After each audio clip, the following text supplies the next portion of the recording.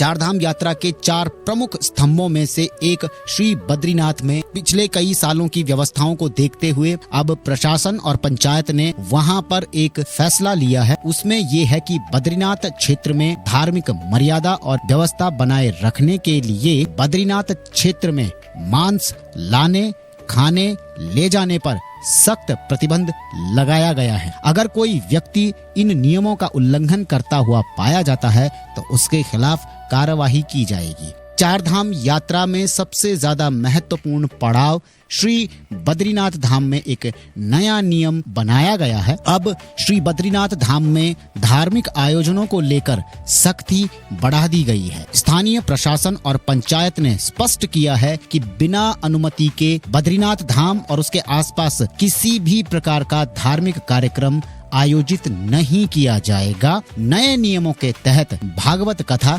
भंडारा और अन्य तरह के धार्मिक आयोजनों के लिए पहले पंचायत से अनुमति लेना अनिवार्य होगा। बिना अनुमति के कार्यक्रम करने पर संबंधित आयोजकों के खिलाफ कड़ी कार्रवाई की जाएगी और जुर्माना भी लगाया जाएगा। नियमों का उल्लंघन करने पर अधिकतम 50,000 रुपए तक का जुर्माना देना पड़ सकता है। नगर पंचायत ने ये नियम बनाए हैं। हर साल सैकड़ों की संख्या में बद्रीनाथ धाम में श्रद्धालु पहुंचते हैं और श्रद्धालु मंदिर में भागवत कथा और भंडारे का आयोजन करते हैं। कुछ बिना परमिशन के होते हैं और कुछ परमिशन के साथ में। नगर पंचायत ने अब इन व्यवस्थाओं को ठीक करने के लिए और इन गतिविधियों पर काबू पाने के लिए 3 नए उपनियम बनाए हैं। विशेष रूप से इनमें मांसाहारी भोजन के परिवहन और सेवन पर रोक संबंधी 2026 का उपनियम, झोपड़ियों और अस्थायी निवासों आवासों के नियंत्रण और स्वच्छता संबंधी उपनियम तथा भंडारों,